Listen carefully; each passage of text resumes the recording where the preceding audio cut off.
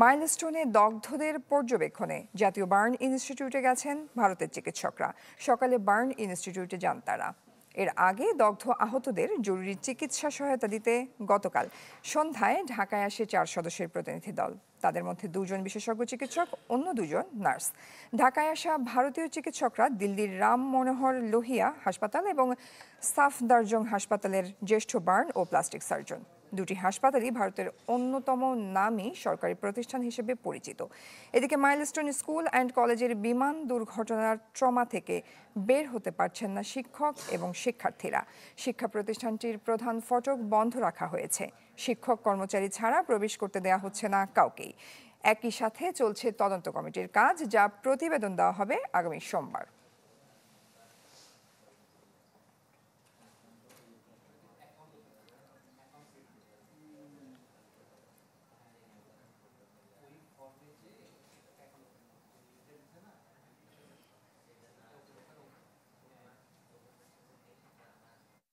এত জোরে একটা সাউন্ড হয়েছে, দেন যখন আকাশের দিকে তাকাইছি দেখি যে পুরা ধোঁয়া। এটা দেখার পর আমাদের এখানে একটা আন্টি ছিল, তিনি অনেক কান্না করতেছে, তার মেয়ে হচ্ছে এই বিল্ডিং এ। এখন মনে হবে উপর দিয়ে বিমান উড়ে গেল, এখন পড়তে পারে আমাদের উপর, বা একটা আতঙ্ক সৃষ্টি হবে বা ভয় কাজ করবে ভিতরে। ট্রমাটাইজড হয়ে গেছিলাম যে আল্লাহ, আজকে আমার বাচ্চাও তো এখানে পড়তে পারতো, আমার বাচ্চা তাহলে কি হতো। আমি তো আমার বাচ্চাটাকে বুকে জড়িয়ে অনেকক্ষণ কান্না করেছি। আল্লাহ, আমরা কোথাও নিরাপদ নাই। দর্শক, জাতীয় বার্ন ইনস্টিটিউট থেকে এই মুহূর্তে আমাদের সাথে সরাসরি যুক্ত হচ্ছেন সহকর্মী আশরাফুল আলম আকাশ, এবং মাইলস্টোন স্কুল অ্যান্ড কলেজ থেকে সরাসরি যুক্ত হচ্ছেন সম্রাট হোসেন। শুরুতেই চলে যাচ্ছে আমরা আশরাফুল আলম আকাশের কাছে। আকাশ, আহতদের অবস্থা আজকে কেমন দেখছেন? আর ভারতীয় চিকিৎসক দলে এসেছেন আজকে সকালে, সেখানে সব মিলিয়ে জানাবেন।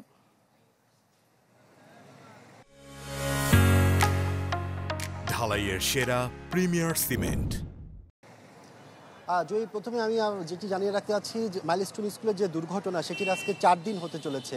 এই 4 দিনের মধ্যে এখন পর্যন্ত যেটি সর্বশেষ আপডেট, সকাল 10:30টায় প্রধান উপদেষ্টার প্রেস ইউনিট থেকে একটি আপডেট জানানো হয়েছে। সেখানে বলা হয়েছে বিভিন্ন হাসপাতালে এখন পর্যন্ত ভর্তির সংখ্যা হচ্ছে 57 জন, তার মধ্যে 45 জন হচ্ছে জাতীয় বার্ন ইনস্টিটিউটে।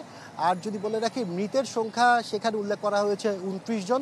তবে একদিন আগে আইএসপিআর থেকে সর্বশেষ যে তথ্যটি আমরা পেয়েছিলাম, সেখানে মৃতের সংখ্যা উল্লেখ করা হয়েছিল 31 জন, তাও নাফি মারা যাওয়ার আগে। মাইলস্টোন স্কুলের শিক্ষার্থী কেজি 1-এর নাফি কিন্তু মঙ্গলবার দিবাগত রাতে মারা যায়। এর আগে কিন্তু আমরা আইএসপিআর থেকে এই সংখ্যাটা পেয়েছিলাম 31। আসলে সংখ্যাটা নিয়ে যে এখন পর্যন্ত একটু উঠানামা আছে, সেটা আসলে কর্তৃপক্ষই আসলে নির্দিষ্ট করতে পারবে। দুপুরে যেহেতু এটা নিয়ে একটি আনুষ্ঠানিক ব্রিফ আছে হাসপাতালে, তখন আমরা আসলে এই বিষয়টা পুরোপুরি জানতে পারবো। আর যদি বলে রাখি, ভারতীয় চিকিৎসক দল কিন্তু সকাল 8:30টার পরপরই জাতীয় বার্ন ইনস্টিটিউটে প্রবেশ করে। তারা প্রশাসনিক যে কার্যক্রমগুলো, সেখানকার যারা পরিচালক আছেন তাদের সাথে কিন্তু বৈঠকে বসেছিলেন। এতটুকু তথ্য আমরা পেয়েছিলাম পরিচালকের সাথে যোগাযোগ করে। আর সেখানকার সার্বিক কার্যক্রম শেষ করে মূলত তাদের যে পরবর্তী কার্যক্রম চিকিৎসার, সেই বিষয়গুলো তারা মূলত শুরু করবেন। আর ভারত, এর আগেও কিন্তু আমরা দেখেছি, ভারতের আগে সিঙ্গাপুর থেকেও কিন্তু একটি বিশেষজ্ঞ দল এসেছে যারা এখানে আহত আছেন তাদের সার্বিক চিকিৎসার ব্যবস্থার জন্য। আর সরকারের পক্ষ থেকেও জানানো হয়েছে আহতদের সর্বোচ্চ চিকিৎসা নিশ্চিত করার জন্য সরকার সব ধরনের কার্যক্রম করে যাচ্ছে। জয়ী। আকাশ, ধন্যবাদ আপনাকে। দর্শক, আমরা দেখতে পাচ্ছি মাইলস্টোন স্কুল অ্যান্ড কলেজ থেকে সম্রাট হোসেন যুক্ত হচ্ছেন। সম্রাট, আপনি সেখানে আছেন। স্কুল কর্তৃপক্ষ জানিয়েছিলেন গতকালকে যে রবিবার থেকে তারা কার্যক্রম শুরু করতে চাচ্ছেন। শিক্ষক এবং অভিভাবকরা কি বলছেন সেই বিষয়টি নিয়ে?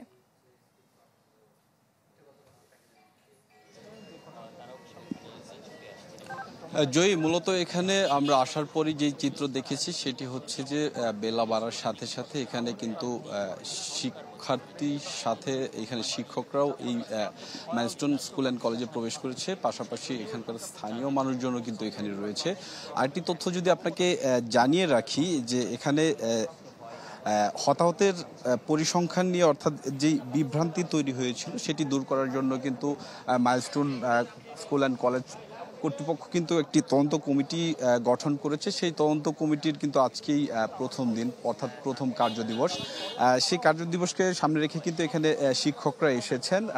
পাশাপাশি আমরা দেখছি যেহেতু এখন পাঠদান কার্যক্রম বন্ধ রয়েছে আপাতত, সেক্ষেত্রে শিক্ষকরা যেটি বলছেন যে তারা যেহেতু এত বড় একটি ঘটনা, সেই ঘটনাটিকে স্বাভাবিক করার জন্য কিংবা মনোবল বৃদ্ধি করার জন্য তারা কিন্তু এই শিক্ষা প্রতিষ্ঠানে তারা এসেছে। যদিও গণমাধ্যমকে এখন এই মাইলস্টোন স্কুল অ্যান্ড কলেজের ভিতরে প্রবেশ করতে দেওয়া হচ্ছে না, তারপরও আমরা বাইরে থেকে যতটুকু পারছি সেই খবরাখবর রাখার চেষ্টা করছি। আরেকটি বিষয় যদি আপনাকে জানাই যে এখানে কিন্তু আসলে আমরা সকালের পরই দেখেছি যে আইন শৃঙ্খলা বাহিনীর সদস্যরা এসেছে, বিশেষ করে পুলিশ কিংবা সেনাবাহিনীর সদস্যরা তারা কিন্তু এখানে প্রবেশ করেছে। আরেকটি বিষয় হচ্ছে যে যেটি এখানে আসার পর আমরা দেখতে পেয়েছি একটি পরিবার এসেছে, তাদের তৃতীয় শ্রেণীর এক শিক্ষার্থী উম্মে আফিয়া, তার হচ্ছে যে খোঁজ পাওয়া যাচ্ছে না। তার পরিবার থেকে নানান ধরনের অভিযোগ করা হচ্ছে যে কেন এত সময় পরেও তার সন্ধান মিলছে না। এসব বিষয় নিয়ে কিন্তু মূলত আসলে এই এখন মাইলস্টোনের সামনের অবস্থান। এখানে কিন্তু বেলা বাড়ার সাথে সাথে আমরা দেখছি যে স্থানীয় কিংবা যারা শিক্ষার্থী রয়েছে তারাও কিন্তু এখানে আসছে, নানান ধরনের খোঁজ খবর নিচ্ছে। তো এই ছিল এখান থেকে সর্বশেষ। সম্রাট, ধন্যবাদ আপনাকে।